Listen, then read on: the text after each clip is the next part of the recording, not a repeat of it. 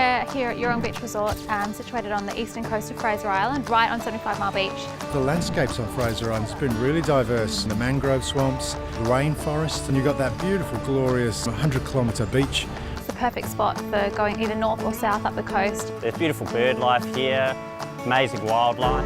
It's lovely here. Yeah, really great location on Fraser. A group of keen photography enthusiasts embark on a week-long creative photo workshop on Fraser Island, hosted by Darren Leal of World Photo Adventures. So who normally isn't up at this time of the morning? Look what you miss out on, guys. Isn't it beautiful? We got up crack of dawn. We're sort of 5:15 this morning. Beautiful, beautiful conditions. And we're on the east coast beach of Fraser Island. Really, really pretty spot to shoot. And we're looking at special opportunities. We've got a full moon, but also on the beach we've found a special shell, a nautilus. So these do wash up on the beach. I wouldn't say regularly, but we've found quite a few on the beach.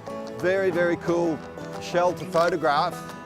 I'm going to go aperture priority, f8, f11. You can shoot whatever aperture you like, to be honest, as long as you can hold the shutter speed.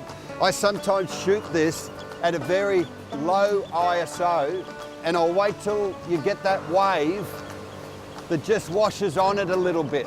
And so what happens then is you end up with a sharp shell, but there's a bit of water action happening. Very cool shot. Photography can be about just recording historical facts or family images, that sort of thing.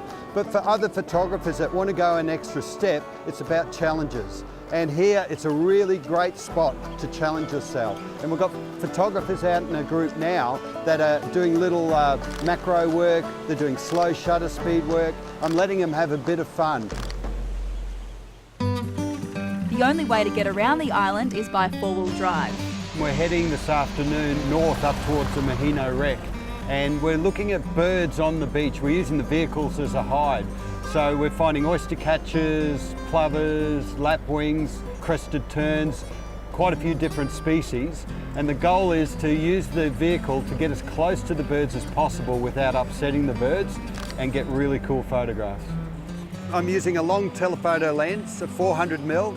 Simple technique again, aperture priority, 5/6, 400 ISO, continuous focusing so that I can track the bird. And we're looking at getting reasonably tight photographs, but not necessarily too tight, because we like to leave a little bit of space for some creative freedom. In 1935, a luxury passenger ship named the Maheno came aground on Fraser Island, and its wreck remains as one of the island's major landmarks. I've probably been here over 100 times. Every time is different. And right now our group's out there and they're having a ball photographing rust, holes, all sorts of opportunities. I got to say, I've never seen it like this before. Normally you can't walk to the seaside of the wreck. This time we can walk right around the whole wreck. So I've got my camera out, I've got my super wide angle lens on, and I'm having some fun myself. Photographic opportunities vary a lot. There's under the ship at the moment, there's all sorts of lines and shadows occurring. The rust itself with old portholes. So there's all these shapes, lines, shadows, all of them add up as a photographer to be quite creative.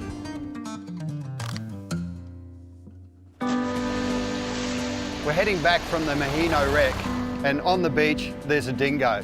Really, really cool experience. They're a wild animal, so the idea is you don't interact with them in any way. So you make sure you don't try and pat them, you don't try and feed them, you don't try and round them up.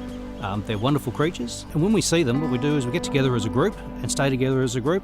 Generally speaking, they're okay, but we've got to make sure that we are the dominant animal. So if they start a little bit aggressive, stand up, slowly walk away. So we kept the group a bit away, used our long telephoto lenses, so 400mm aperture priority, but we had to shoot 1600, 3200 ISO, got some fantastic photographs to finish the day.